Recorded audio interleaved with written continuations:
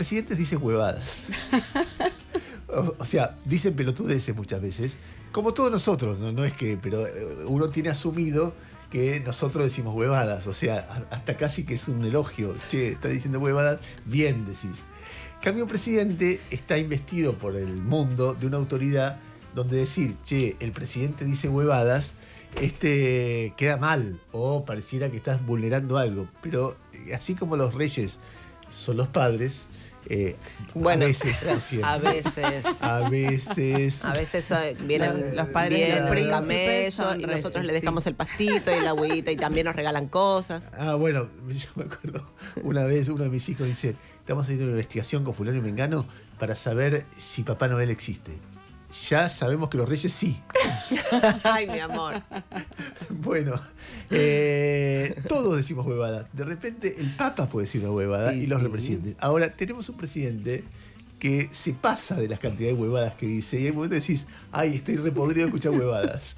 Bueno, ayer fue un día muy especial en la capacidad, y además dice huevadas con mucha convicción. O sea, es un tipo que está convencido de las huevadas que dice. Digo esto con todo respeto, somos seres humanos, podemos tratarlos de igual a igual, ¿no? Ya a esta altura pensar que un presidente es como un rey o como un dios.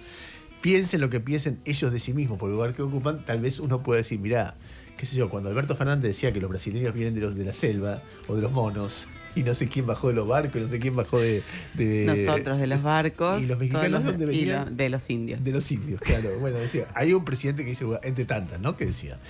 Y todos tienen sus grandes cadenas de huevadas. En el caso de Milei, a mí me llama la atención porque dice las huevadas con mucha convicción. O sea, vos decís, este tipo cree lo que está diciendo.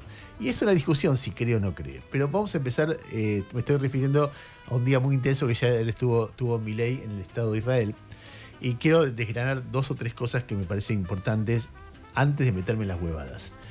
La primera es el tema estratégico. Es decir, Milei está en Israel en gran parte porque en su concepción estratégica de su gobierno, la relación con Donald Trump y con Israel es central.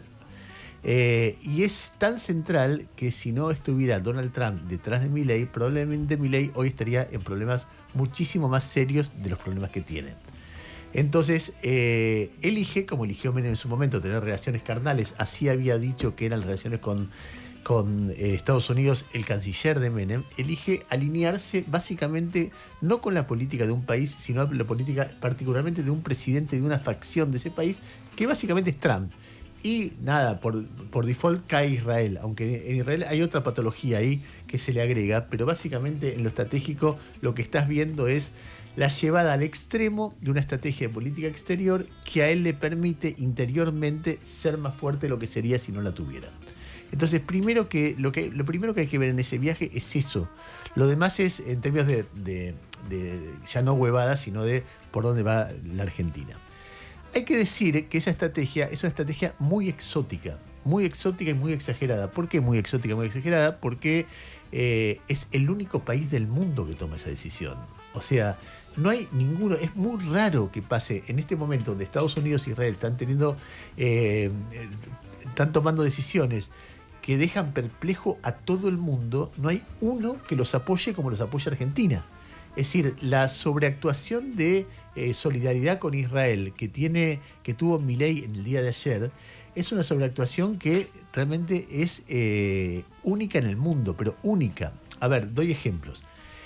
Hay una serie de países árabes, a los que se llama países árabes moderados, que tienen un enfrentamiento con Irán mucho más fuerte que han tenido con Israel. Por ejemplo, Egipto, por ejemplo, Arabia Saudita, por ejemplo, Jordania, por ejemplo, Irak, cuando existía como un país, hoy es un lío Irak, aunque un poco de país hay, los Emiratos Árabes, Qatar, etcétera, son países además con bases norteamericanas.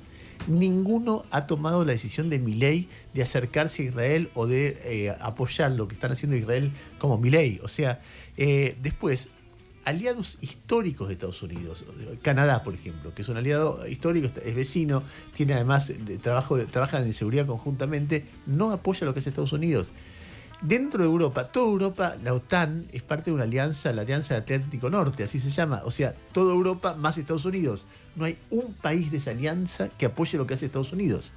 El Reino Unido, el aliado máximo de Estados Unidos en la historia, no apoya lo que hace Estados Unidos.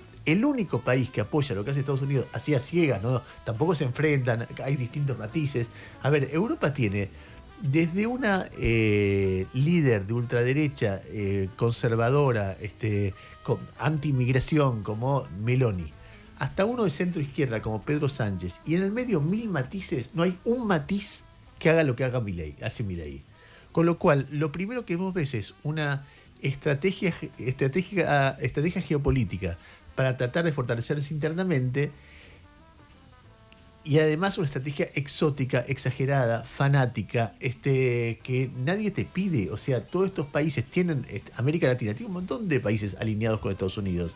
Ninguno hace las cosas que hace Milei, de mojarle la oreja a Irán como se la está mojando la oreja a Milei. Entonces eso tiene en el corto plazo, para Argentina, discutámoslo, para Milei un beneficio. En el largo plazo es una gran pregunta porque conlleva un evidente riesgo. Cualquiera que mire hacia atrás la historia argentina, él lo argumenta diciendo nos pusieron una bomba, con lo cual tenemos que ir a dar la pelea como sea. Es una discusión si ellos pusieron la bomba, es una discusión si esta es la manera de dar la pelea, es una discusión por todos lados. Pero en cualquier caso, la discusión es una discusión posterior a tratar de entender qué es lo que está pasando y en qué lugar nos deja eso en el mundo. Entonces, eso en términos estratégicos. En términos personales, a mí me llama la atención, y me llama la atención de verdad, porque es una característica que muy pocos seres humanos tienen, la manera en que Milei va hablando de él como distintos personajes en la historia. Por ejemplo, ayer habló de él como el rey Salomón. Es algo que si alguien dice, che, imagínate tu tío te dice, yo soy el rey Salomón. Es como si te dijera, soy Napoleón. ¿Entendés? ¿Vos tenés un tío? Sí, espero que no me diga que es Napoleón. ¿No? Es Napoleón. Yo en todo caso le digo... Okay. Sí, tío, dale, tío. Bueno, pero la cuarta vez, que ya cuando habla... Bueno, resulta que... Pero además tiene una cosa de... Que no tuvo abuela, porque el tipo dice, hablé con mi rabino, me dijo, pida 3 deseos, le pedí tal cosa, tal otra, y me dijo, son los deseos del rey Salomón. Y él lo cuenta en Israel. Vos imagínate, la Universidad Barilari es una universidad de gente normal que lo escucha. Es el rey Salomón. Escuchalo a Milei hablando del rey Salomón. Escuchá. Es el audio número 2. Estábamos a la puerta de un nuevo año con nuevo judío. Y entonces Axel me propuso que cuando fuera el momento que se entraba en Año Nuevo, pidiera 3 deseos. Y como tenemos tanta confianza, después cuando pudimos hablar, me preguntó qué pedí. Entonces yo le dije que había pedido sabiduría para poder distinguir del bien del mal. Había pedido coraje para elegir el bien y templanza para poder sostenerme en el camino del bien. Bueno, digamos, para mi sorpresa, me dijo, pediste los deseos del rey Salomón. Notable, ¿no? ¿Qué habrá pasado? El alma del rey Salomón se le puso en el cuerpo. Con las mismas palabras, con el mismo fraseo, en el mismo orden. Es espectacular. Me da ganas de decirle, igual no te lo dio, ni sabiduría, ni templanza, ni coraje, o sea, nada. No, pero recién lo pide. Recién lo Tiene pide un tiempo hasta que llega. Sí, claro. Bueno, solo para de una, ¿no? De memoria, sin repetir y sin soplar, como decía Silvio Soldán. La semana pasada él posteó una imagen de inteligencia artificial donde era Ulises, el protagonista de la Odisea, atado al mástil de un barco. Al palo, dijo, atado al palo. Al palo, sí, mientras las sirenas le decían emití, usa la maquinita, aflojá, y él atado al palo resistía. Como un potro igual, Claro, era una mezcla de Brad Pitt y sí. Alain Delon y Milei, un cachito de Milei. Después posteó su mirada y explicó que él era un hombre justo, un tzadik en la tradición judía. Sí. Luego posteó un video de inteligencia artificial donde era un león que se rebelaba frente a la realidad y llegaba al presidente. Sí. Veo algunas cosas de inteligencia artificial que lo gastan con eso y hacen otra variante. Después posteó otra donde era un gran arquero que ha trabajado en periodísticas. Y posteó otra, todo en una semana, donde era Maradona que eludía el déficit fiscal, eludía los cucas. Era el mismo video que se transformaba de arquero en Maradona. Era medio raro. Claro, empezaba siendo arquero. Sí. Ayer fue guitarrista de Trump. Sí, es verdad. Es que fue buenísimo. Y a lo largo de la historia, además fue un emperador romano, fue el capitán ANCAP, fue uno de los personajes de Matrix, y fue Moisés o Aarón. Por momentos era Moisés y por momentos era Aarón, el hermano de Moisés, porque Moisés era su hermana. O sea, estamos ante una situación muy peculiar de transformación de personalidad una tras otra que a mí me llama la atención. Y creo que a de cualquier ser humano, si no fuera presidente. Y ahora vamos a las huevadas que reflejan un modo de pensar, digamos. Es muy difícil meterse en la psicología de un personaje público, pero Milei realmente cree que la realidad es blanco-negro. Y eso, y lo cree de una manera religiosa y lo explica así. Lo vas a escuchar ahora. Pero básicamente ayer explicó en su discurso que siempre está con el bien y el mal. Está el bien y está el mal. Entonces, dame fuerza, coraje, sabiduría y templanza para estar del lado del bien. Y para no ceder al lado del mal. Ayer el bien era el capitalismo. Dios creó el capitalismo. Nos expulsaron del paraíso, pero vamos a volver a algo parecido al paraíso si seguimos las leyes de Hashem, dice que es Dios en hebreo. Yo nunca escuché eso, decía Jehová, pero bueno, él incorporó Hashem. Si seguimos las leyes, Dios debe decir, ¿qué hice yo? Yo no, dice como Ramón. Claro. Y al mismo tiempo, el problema es el marxismo, que es Satán, que es el diablo. Entonces ahí tenés el bien y el mal. Y otro bien y el mal es él y su cultura, que no sé cuál carajo la cultura de Milei, que no puede convivir con otras culturas porque la cultura de Milei y la de Netanyahu y la de Trump son las que defienden la vida. O sea, ellos no matan a nadie. Y del otro lado están las que no defienden la vida, con lo cual no podemos convivir. Entonces tenemos que reventar a los marxistas y reventar, serán 1.000 millones de musulmanes. O sea, se propone matar a mucha gente, Milei, porque con ellos no puede convivir. Es muy impresionante como construcción. Si vos lo llevás a la economía, porque la economía está dando vuelta acá, la economía, Dios te dijo que tenés que hacer el ajuste que estás haciendo, Dios te dijo que... Entonces cuando Caputo le decís, che, pongamos algo de guita porque se nos va la mierda esto, él va a decir, no, mirá, templanza para hacer lo correcto, templanza para el bien. Y lo que imagina que es el bien es lo que él imagina que es el bien. Por supuesto que no lo es. Es una huevada, pero es la base de lo que él construye muchos razonamientos. Entonces, escuchemos un poquito Milei hablando del paraíso de lo que nos echaron, pero que si seremos capitalistas vamos a volver. Escuchá. Voy a dar las bases de por qué considero que abrazar los valores judeos cristianos conducen a la prosperidad. De ahí de decir que capitalismo, la divina maquinaria del paraíso. Hemos sido expulsados del paraíso, no podemos volver al paraíso, pero si obramos acorde a las leyes de Hashem, digamos, el paraíso va a venir a nosotros y esa va a ser el core de la presentación. O sea, ya me necesito un comentario tuyo que me oriente. O sea, nos echaron del paraíso por comer la manzana, no podemos volver. Pero podemos traernos el paraíso hacia nosotros y si obramos de acuerdo a las leyes de Hashem... ¿Existe el paraíso? Él parece que sí, no sé qué vamos a volver a la... No sé. ¿Qué será el paraíso, no? ¿O cómo se lo imagina? Me gustaría saber qué se imagina. Yo me del imagino paraíso. todos en bolas con una hoja de parra, no me favorece. O sea, yo prefiero ir vestido. Para no ser papelones.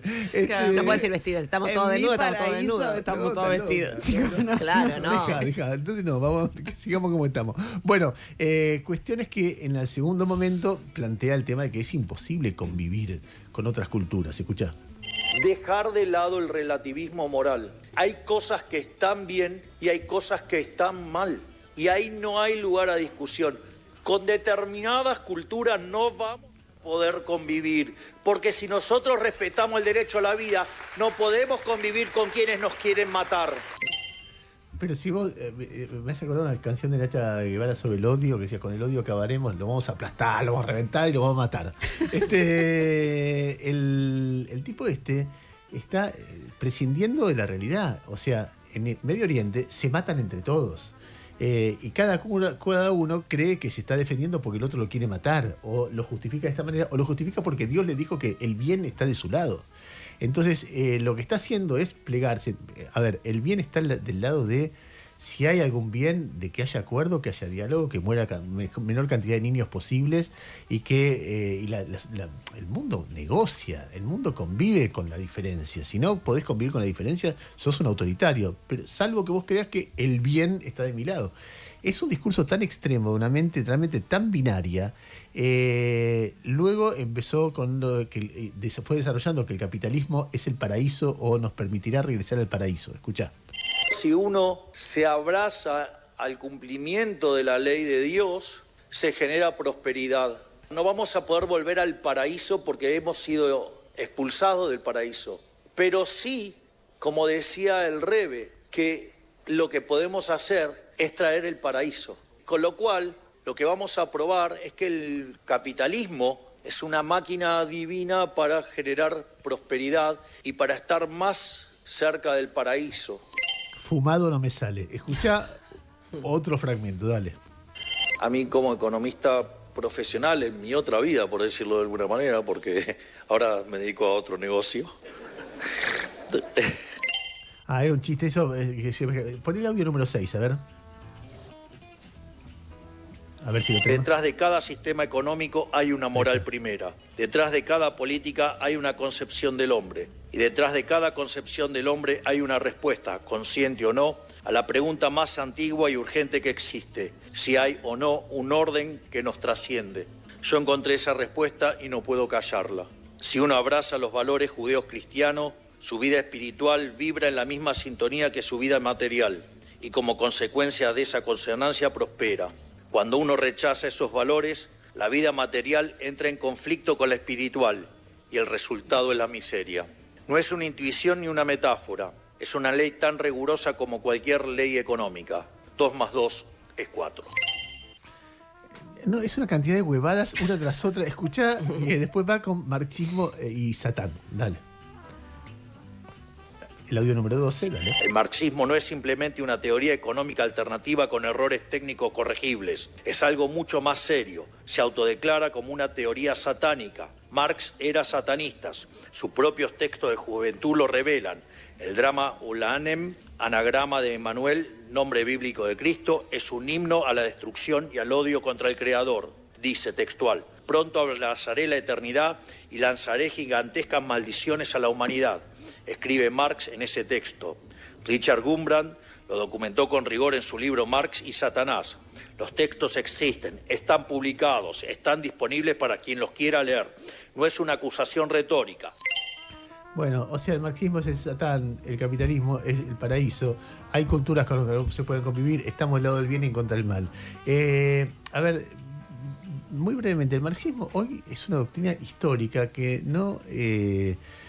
alguna gente cree en eso, hay discusiones dentro de... Pero hoy es una cosa de nicho, si no existe, el comunismo como tal no existe en el mundo. Hay algunos países que se reivindican comunistas, pero no tiene nada que ver con lo que fue el comunismo ni el marxismo, son capitalismo de Estado, es otra cosa. Como China, por ejemplo, con lo cual se puede convivir porque tenemos relaciones diplomáticas, evidentemente hay una diferencia entre... Pero, y después, la discusión acá es cómo se hacen sociedades más justas dentro del capitalismo, en todo caso. Y lo que está haciendo Milei, ahora vamos a eso, es una sociedad muy injusta. Entonces, muy injusta y muy cruel y muy dura en función de creencias y convicciones fanáticas que él tiene sobre qué es el bien y qué es el mal. Y eso tiene que ver con mucho con lo mismo en política internacional. Está bancando a una mirada desde Occidente, que es una mirada cruel, que no contempla la negociación, de un nivel de ambición descarada. Trump es un hombre tremendamente corrupto, por ejemplo. Todo el mundo, la última etapa de Newsweek, de cómo hace guita como presidencia, cómo va creciendo su fortuna, rodeado de empresarios que son tremendamente ambiciosos y que concentran, el 1% de la humanidad concentra la riqueza equivalente al 60% de la humanidad. No corresponde que sea así. Decime que Dios diseñó eso, ¿de dónde? Entonces, y bueno, tenemos ahí un presidente fanático haciendo cosas de personas fanáticas en política exterior y en economía también. Me daba ganas de hablar un poquito, pero estamos un poco pasado de tiempo ya, sobre Israel, porque también hay algo ahí que es muy raro, que es su relación con el judaísmo. Él no es judío. Entonces sobreactúa la pertenencia a algo a lo que no pertenece. Entonces, y no es que pertenece, se alinea con el pueblo judío, no, se alinea con lo más fanático, lo más religioso, lo más agresivo, probablemente el peor liderazgo que ha tenido el pueblo judío en su historia. Y entonces, en el medio de eso hay una cosa como muy rara, muy difícil de entender, pero bueno, en todo caso el cerebro humano, sus pasiones, qué sé yo. En lo que a mí me parece que es lo importante, está la apuesta estratégica exagerada, fanática, inmoral que está haciendo Milei, con efectos a largo plazo que pueden ser duros para la Argentina, y al mismo tiempo exótica porque ningún otro país del mundo lo hace. Y por otra parte, el presidente, las mil caras que se reúnen en una sola. Yo soy el bien y todo lo que está fuera de lo que soy yo es el mal y hay que pasarlo por encima. En la práctica, internamente eso por suerte no tiene muchos efectos porque lo que se revela es una impotencia, ¿no? No es que la sociedad sigue por las suyas, hace lo que quiere y el tipo, nada, sigue diciendo las pavadas que dice, pero creo que es una forma de acercarse a la realidad que no es la mejor, no es la más inteligente, no es la más suave, no es la mejor para la convivencia de nada. Bueno, en ese contexto un país, ¿no? Y entonces me interesa que ustedes escuchen dos testimonios sobre las dos Argentinas que Milei está creando. Uno es de alguien que filosóficamente está de acuerdo con Milei, que es Ricardo Arriazu, que es un hombre que todo el mundo recuerda, que fue uno de los hombres que hizo el plan de Martínez de Oz, que coincidía con en algo, mantener el dólar barato. Es decir, que en un momento se devalúe, y eso terminó en aquel momento en una crisis, y muchas veces en la historia argentina una crisis. En este caso, él cree que hay posibilidad de que triunfe eso, porque están entrando un montón de dólares por el lado financiero y también por el lado de inversiones en energía. Pero advierte que hay dos Argentinas y que si no hay forma de atender el tema del desempleo que se va a crear y que va a ser fuerte, este proyecto, a ver, me causa gracia que no dice es injusto que pase. Él dice este proyecto es vulnerable políticamente. Entonces no puede hacer agua porque el malestar social termina haciendo que la gente vote en contra del gobierno. Escúchenlo. Tu problema va a estar centrado en el empleo en el Gran Buenos Aires, porque el otro tema es la apertura económica. Eso no significa que va a desaparecer la industria. Va a crecer otra industria y va a desaparecer alguna. Y el problema es que la destrucción es más rápida que la creación. Y eso te genera bolsones de pobreza y de descontento. Y te puede generar un problema político que haga descarrilar el programa. Por eso, la letra K, en realidad, tiene tres significados. Cómo crece la economía, kirchnerismo y Kicillof. Bueno, por otra parte, Dante Choi es un coreano que Reinaldo le hizo una entrevista buenísima en Ahora Play, pero buenísima la entrevista, porque Dante Choi fue el creador de Peabody. ¿Se acuerdan? Las estufas, sí, electrodomésticos. Electrodomésticos, pero en general tiene que ver con resistencia eléctrica que genera calor o pavas eléctricas, etcétera. Que fue una marca que de repente explotó, o sea, que estaba por todos lados.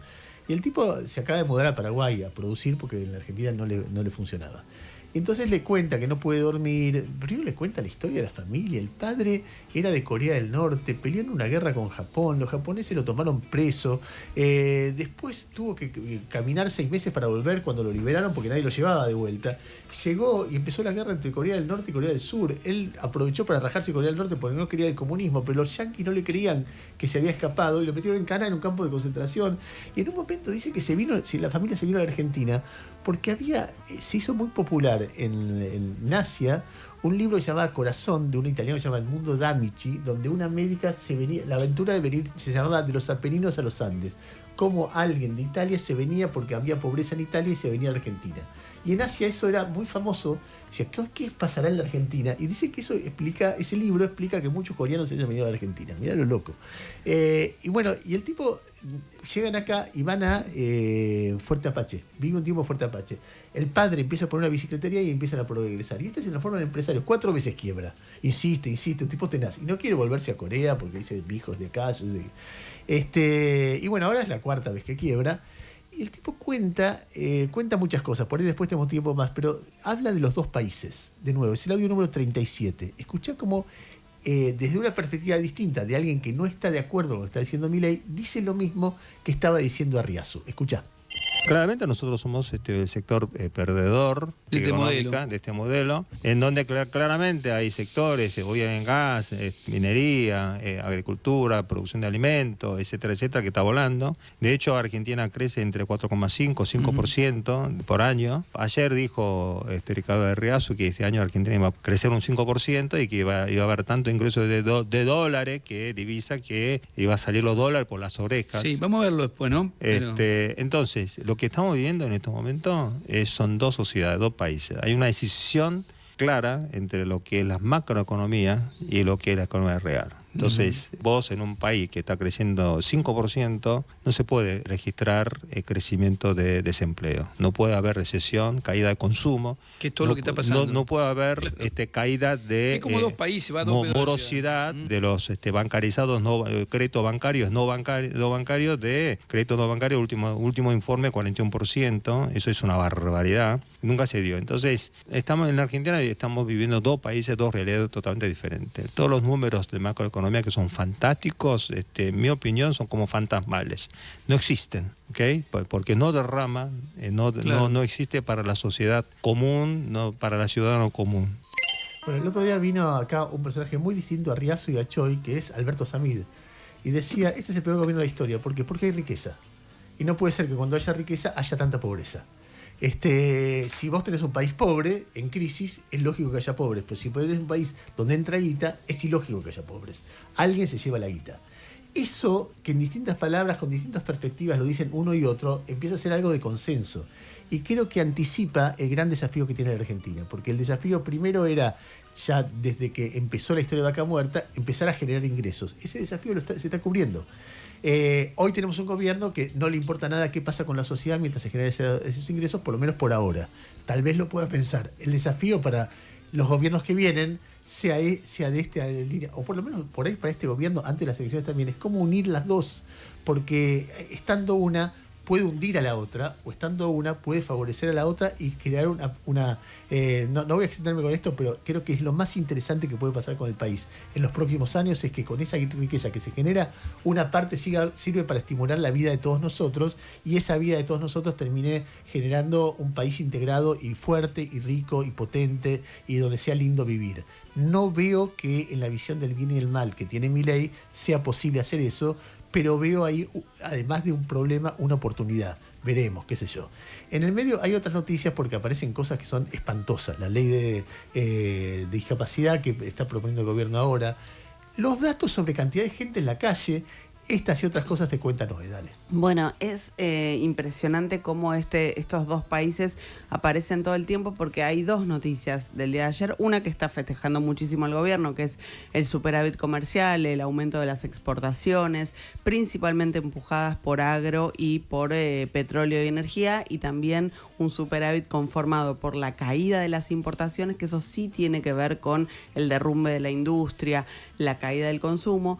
Pero, por otro lado, algo de lo que el gobierno prácticamente no habla, aunque es un dato oficial, aunque es un dato relevado por el Ministerio de Capital Humano, es que en los últimos 2 años, casi el 60% de las personas que quedaron en situación de calle se quedaron en esa situación en los últimos 2 años. O sea, son del gobierno de Javier Milei el 60% en todo el país de las personas en situación de calle, y aún con este número que es realmente increíble, e insisto, es una estadística oficial, es un número que las organizaciones sociales cuestionan, así que tal vez incluso pueda ser mayor la cantidad de personas. Fue un relevamiento que hizo el Ministerio de Capital Humano en 19 jurisdicciones. Hay algunas provincias que decidieron no participar, entre ellas la provincia de Buenos Aires, donde vive la mayor cantidad de población del país, así que también ahí hay un dato que nos está faltando. Pero, según informó el Ministerio de Capital Humano, en este relevamiento le preguntaron a las personas en situación de calle hace cuánto que estaban viviendo en esas condiciones. Bueno, hay distintos intervalos de tiempo, algunas de 1 a 2 años, algunas de 1 a 6 meses. La cuestión es que el 60% hace 2 años o menos que está viviendo en la calle, y es claramente un una consecuencia del plan económico de Javier Milei. Hay dos cosas interesantes para decir sobre esto. Por un lado, las organizaciones sociales que relevan a las personas en situación de calle en la Ciudad de Buenos Aires dicen que en la Ciudad de Buenos Aires solamente hay 12.000 personas en situación de calle, mientras que el Ministerio de Capital Humano, cuando habla del nivel nacional, habla de 9.400 personas. O sea que ahí tenés una disonancia. ¿De dónde viene esa disonancia? Cada uno de los dos, las dos mediciones se hacen con metodologías distintas. Capital Humano lo que hace es va un día, sale a relevar y releva en tal esquina, en tal esquina, en tal esquina. Las organizaciones sociales lo que hacen es un rastrillaje y un peinado de la Ciudad de Buenos Aires en particular durante varios días consecutivos y bueno, así logran detectar a mayor cantidad de gente. Pero además hay otro tema que es que desde el año pasado, y esto pasa en muchísimas áreas, pero bueno, particularmente en esta también, desde el año pasado el gobierno nacional les transfirió a las provincias la responsabilidad de qué hacer con las personas en situación de calle, así que tampoco hay un programa, una mirada, un enfoque desde la nación de cómo gestionar o cómo ayudar a esas personas para que logren atravesar y salir de la situación de estar viviendo en la calle. Pero es impactante el dato, según el ministerio de Sandra Petovelo, el 60% de las personas que hoy están en situación de calle quedó en esa situación en los últimos 2 años. ¿En qué andará la cabeza de Petovelo, no? Porque ya son 3 cosas que hace que vos decís, ¿cómo? La primera fue cuando dijo el PAMI no tiene nada que ver conmigo. El PAMI y otra cosa había dicho. El PAMI y Andis. Discapacidad, son del Ministerio de Salud. Después, cuando estalló el quilombo de los créditos del Banco Nación, fue la única que se cargó a su jefe de gabinete y expuso al resto. Y ahora está diciendo, porque el dato ese de, tenemos tanto los últimos 2 años. Eso, decidir difundir eso es una decisión. Es impresionante. A mí me sorprende mucho. Ayer, de hecho, lo decía, creo que el propio Arriazu lo dice. Siempre felicitan a Petovelo por la baja de la pobreza. Y un plan consistente, un plan de gobierno y económico consistente, el que tiene que bajar la pobreza es Luis Caputo o Milei, claro. No es Sandra Petovelo, que en todo caso hará asistencialismo o buscará de qué manera contener una situación a la que el plan económico después debería darle algún tipo de respuesta. Pero bueno, siguiendo con esto, bueno, Petovelo decía, Andis o el tema de discapacidad no es mío, es de Lugones. Bueno, ayer fueron denunciados penalmente Milei, Lugones, Adorni, entre otros funcionarios, por abandono de persona. Los denuncian familias de personas con discapacidad, también los denuncian trabajadores del Hospital Garrahan. Va a haber una movilización mañana, en el contexto en el que, lo decíamos ayer brevemente, pero vamos a profundizar hoy un poquito, en el contexto en el que el gobierno presentó el sábado pasado, formalmente entró ayer al Senado, una ley o un proyecto de ley para intentar otra vez modificar la ley de emergencia en discapacidad. El objetivo final de esto es no pagar la ley de emergencia en discapacidad, que es algo que de hecho no está haciendo y tiene fallos judiciales en contra. Ya desde el título están intentando subvertir el significado de las cosas, porque el título del proyecto de ley es Ley contra el fraude de pensiones por invalidez. ¿Quién estaría a favor del fraude con pensiones por invalidez? Nadie, obviamente, pero el proyecto no busca desarticular el fraude, sino que busca otra vez restringir la posibilidad de acceso a las pensiones por invalidez o por discapacidad y otra vez, obviamente, recortar cuanto se pueda del gasto en ese sector. Aparecen en este proyecto nuevas restricciones para los potenciales beneficiarios. Exigen un reempadronamiento obligatorio de todos los titulares de pensiones por invalidez, algo que este gobierno ya intentó, que generó que muchas personas que merecen y que necesitan las pensiones por invalidez o por discapacidad no la estén cobrando en este momento. Retrotrae este proyecto de ley todo a la situación anterior a la sanción de la emergencia en discapacidad, y además va bajando la posibilidad de que, por ejemplo, las personas con discapacidad reciban la pensión y a la vez puedan tener un trabajo. No, dicen que eso no es compatible. Si vos tenés la pensión, no podés trabajar. También recorta los beneficios fiscales para las empresas que contraten a personas con discapacidad, o sea, desalienta de alguna manera la contratación de personas con discapacidad y elimina o intenta romper con algo que hoy tiene el sistema, que es la homogeneidad en las prestaciones. Hoy todos los prestadores reciben el mismo pago por las mismas, es muy bajito, pero reciben el mismo pago por las mismas prestaciones. Bueno, rompe con eso, generando también la posibilidad de que algunas obras sociales paguen más, entonces tengan mejores prestaciones, otras menos. Bueno, es realmente una situación desesperante, insisto. Mañana hay una movilización, fueron a la justicia con una denuncia penal por abandono de persona, pero todos los caminos que van intentando los familiares de las personas con discapacidad finalmente no parecen dar frutos. Sí los dio el Congreso, pero el gobierno no cumple la ley. A ver, en la agenda informativa hay un episodio que a nosotros nos toca muy de cerca, que es la sentencia en el caso de Felipe Pettinato, el hermano de Tamara, respecto de aquel episodio, ustedes se acordarán, donde se incendió un departamento y murió un amigo de Felipe Pettinato. El amigo Melchor. En todo juicio, les quiero explicar básicamente lo que pasó para que ustedes entiendan, porque hay mucho título, hay mucha foto y por ahí uno se pierde en lo que es el contenido, qué es lo que decidió la justicia, en base a qué debate. En todo juicio hay un debate donde confluyen dos historias y cada historia intenta convencer al juez de qué es lo que pasó. En este caso, los querellantes, o sea, la familia de Melchor, lo que planteaban era que Felipe Pettinato incendió un departamento con la intención, o incendió parte de un departamento con la intención de matarlo a Melchor. Básicamente estoy siendo tan esquemático como lo permite, o tan sofisticado como lo permite un breve espacio de tiempo, pero básicamente porque le atribuían una relación de celos hacia Melchor, y entonces como consecuencia de eso se produjo lo que se produjo. Por lo cual le pedía una prisión altísima, una detención altísima como un asesino, básicamente, ¿no? Más allá de cuál fuera la figura, eso es lo que planteaba. La visión alternativa, que es la visión de la defensa, que es la que explicó Tamara acá varias veces, es que ahí había dos personas con problemas de adicción, que Melchor no era el neurólogo que trataba, sino era un amigo, y que se consiguieron drogas y se encerraron a drogarse, y que en medio de ese descontrol de ambos se produce un accidente de origen que no se puede probar, quién incendió el fuego, qué pasó, etcétera. Y en ese accidente Melchor muere, y que había varios argumentos, pero uno de los que explicaban que Felipe no lo quiso matar, que Felipe inmediatamente agarra un matafuego, sale a pedir ayuda, etcétera. Por ahí me equivoco en algo, pero básicamente, con lo cual debía ser absuelto porque no hizo nada, o no está probado que hizo nada que derivara en la muerte de Melchor. En el correr de la discusión, que Gustavo el primer día del juicio lo anticipó claramente, dijo, acá lo que puede pasar es que se le atribuya a Felipe Pettinato culpabilidad en lo que hizo, pero que no intentó hacerlo. Es decir, que no hubo dolo.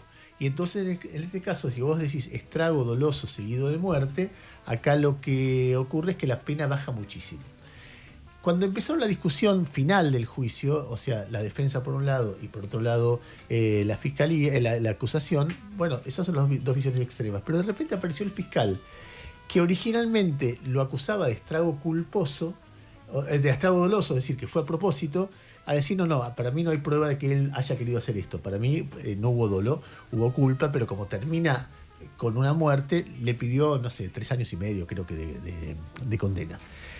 Los jueces toman lo del fiscal y llegan a la conclusión de que esto no fue a propósito, o sea, no hubo dolo, hubo ahí una situación de desborde, le atribuyen responsabilidad a Felipe Pettinato, pero le bajan nuevamente la pena, creo que la querella pedía 20 años o 15 años, etcétera, junto con una pena anterior que tenía, al monto de 3 años. Y eso lo hace escarcelable, poniendo una cantidad de condiciones muy fuertes a cumplir para el futuro, que si no las cumple va en cana.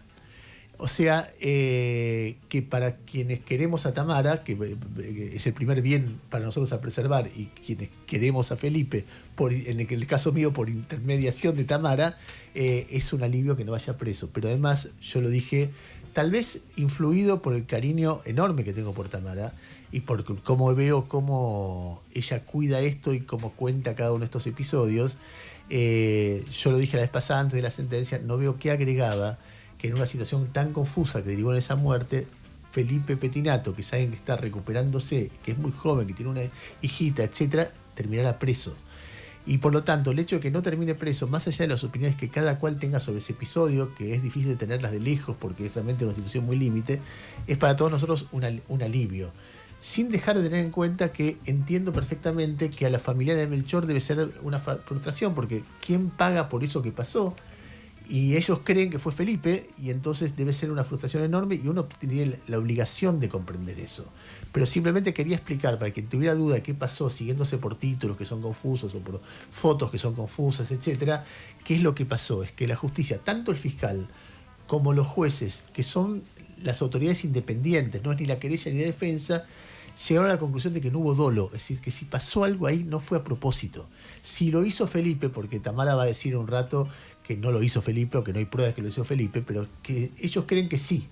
Pero aún así que fue sin querer en un contexto de desborde. Entonces en ese contexto le dan una pena importante, pero en suspenso en función de cómo se comporte de ahora en más. Simplemente contar qué es lo que pasó, y obviamente hay mucho de todos nosotros involucrados ahí, con lo cual cualquier sesgo creo que se explica por eso. Creo que no lo hay, intento contarlo objetivamente, pero no puedo dejar de reconocer que nada, hay una parte del corazón que te juega a favor de un lado y no a favor del otro. Somos humanos y creo que eso se puede entender.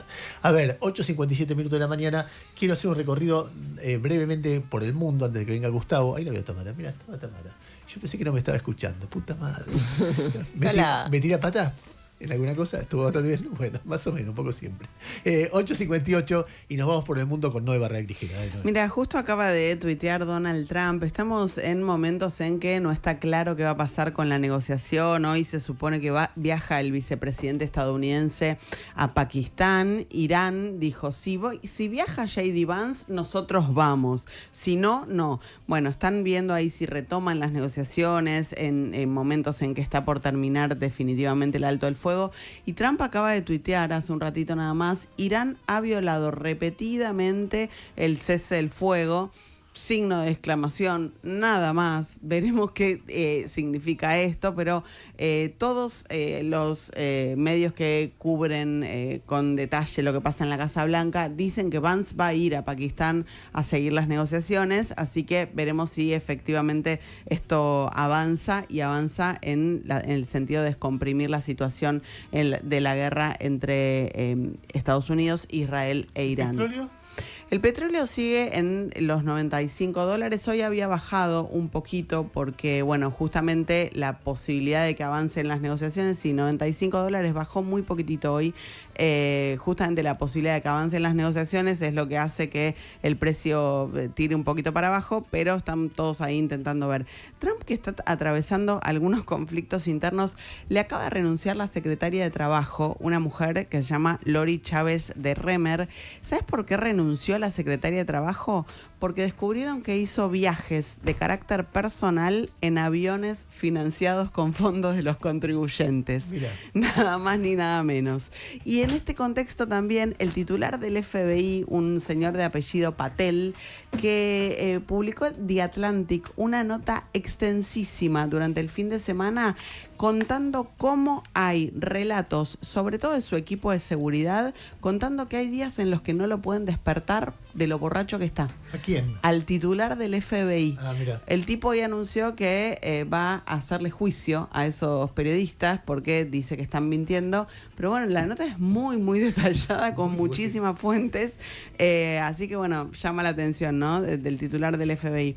Y te cuento una de México que en este momento está causando mucha conmoción. Murió una turista canadiense después de un tiroteo que hubo en un lugar muy turístico, en las pirámides de Teotihuacán. Un hombre que se llama Julio César Jasso Ramírez fue el responsable de este tiroteo que abrió fuego ahí en ese lugar tan turístico. Después se quitó la vida, hirió a 13 personas, algunas por los disparos, otras porque intentaron huir, y bueno, es un lugar empinado. lastimado y terminaron heridas por ese intento de huir, pero esta turista canadiense terminó siendo herida de muerte. Hay muchísima conmoción en este momento en México porque no está claro qué fue lo que pasó. Entre los heridos hay 6 ciudadanos estadounidenses, 3 colombianos, 2 brasileños, un ruso y un canadiense, además de esta mujer que murió. Así que una situación realmente conmocionante.